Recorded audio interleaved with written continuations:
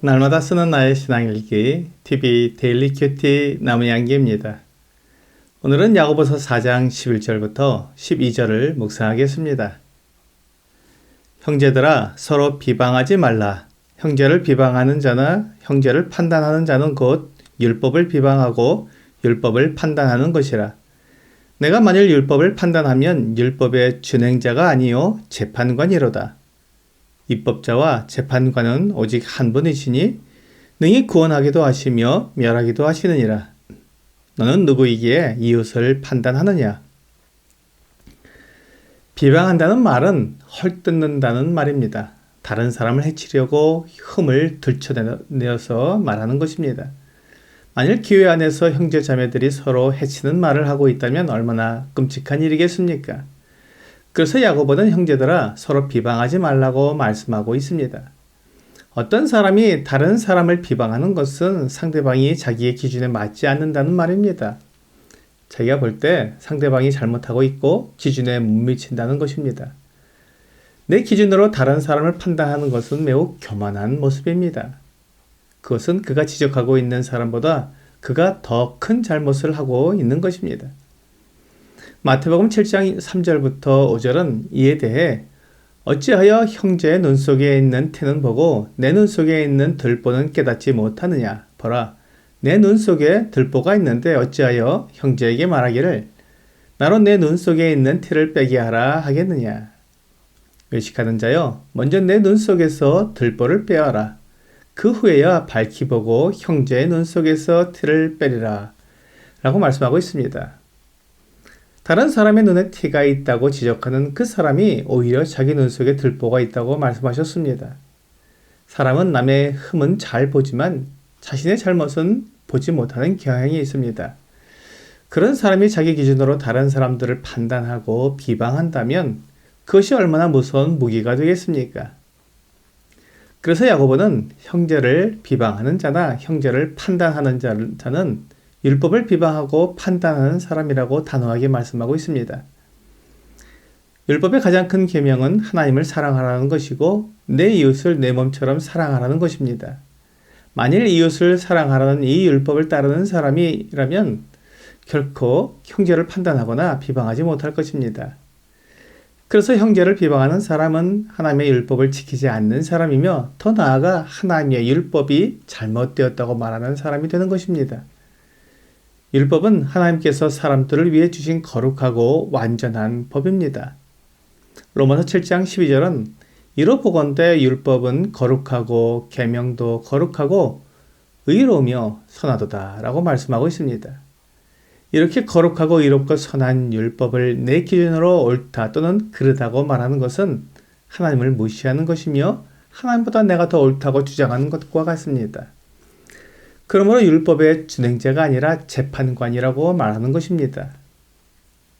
내 생각, 내 기준을 하나님의 말씀보다 더 우선적으로 생각하는 것이 죄입니다.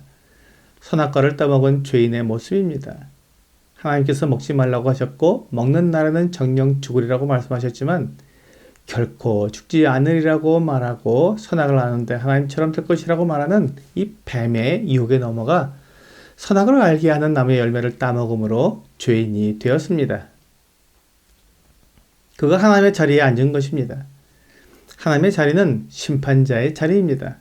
그는 더 이상 율법을 지키는 사람이 아니라 율법을 재판하는 사람이 되어 있는 것입니다. 하나님께서 주신 율법에 대해 옳다, 그르다고 판단하는 자격은 사람에게 주어진 것이 아닙니다. 오직 하나님이 사람을 판단하고 재판하실 수 있습니다. 왜냐하면 하나님은 전능하시기 때문에 사람을 구원하기도 하시며 멸하기도 하실 수 있기 때문입니다. 어떤 사건에 대해 올바르게 판단했으면 그 판단을 실행할 수 있는 능력이 있는 사람이 재판관입니다. 어떤 사람이 도둑질을 하다가 붙잡혔다면 그는 재판을 받게 될 것입니다. 판사가 그 사람에게 6개월 동안 노동을 하도록 판결을 했다면 그 사람은 교도소로 들어가 6개월 동안 노동을 해야 합니다. 판사가 그렇게 판결을 하고 나면 국가의 규정 시스템이 그 사람을 이끌어서 6개월 동안 노동을 하게 만들 것입니다. 이것이 차질이 없이 이루어지면 사람들은 판사의 판결에 귀를 기울이고 두려워하게 됩니다. 판사는 재판관이고 그의 판결이 즉시 이루어지기 때문에 그를 두려워하는 것입니다. 사람은 율법의 재판자가 아니라 준행자라는 것은 사람이 율법의 판결을 실행할 자격이 없다는 것입니다. 어떤 죄를 지은 사람이 율법에 따라 제사를 드렸을 때 그 사람의 죄를 용서할 수 있는 능력이 사람에게는 없습니다. 사람은 자기가 지은 죄에 대해 하나님께 제사를 드릴 수는 있지만 죄를 용서할 수는 없습니다. 오직 하나님만 용서하실 수 있습니다. 누가복음 5장 21절은 서기관과 바리새인들이 생각하여 이르되 이 신성 모독하는 자가 누구냐? 오직 하나님 외에 누가 능히 죄를 사하겠느냐라고 말씀하고 있습니다. 예수께서 중풍병자에게 내 죄 사함을 받았느니라 라고 말씀하셨기 때문에 서기관과 바리새인들이 깜짝 놀란 것입니다. 예수 그리스도는 하나님의 아들이시기 때문에 사람의 죄를 용서할 수 있는 자격과 능력을 가지고 계십니다. 사람들에게 율법을 주시고 율법대로 심판할 수 있는 분은 하나님이십니다. 사람은 하나님께서 주신 율법을 준행할 뿐입니다. 그렇기 때문에 형제를 비방하고 판단할 수 없습니다. 물론 우리는 다른 사람이 죄를 범하는 것을 보면 그를 죄인으로 판단해야 합니다. 그리고 그에 대한 조처를 취하게 됩니다. 하지만 그 사람이 어떤 행동을 한 것에 대한 동기는 판단할 수 없습니다. 그것은 하나님만 하실 수 있습니다. 우리가 다른 사람의 행동에 대한 동기를 판단할 때 내가 하나님의 자리에 앉게 되는 것입니다. 우리는 다른 사람의 행동 그 자체를 말할 수는 있습니다. 누가 이렇게 또 저렇게 행동하더라라는 말을 할 수는 있지만 아마도 그가 이렇기 때문에 이런 행동을 했을 거야 라는 그런 식으로 행동의 동기를 판단해서는 안 됩니다. 이렇게 다른 사람을 판단하는 것에 대해 야고보는 너는 누구이기에 이웃을 판단하느냐 라고 묻고 있습니다.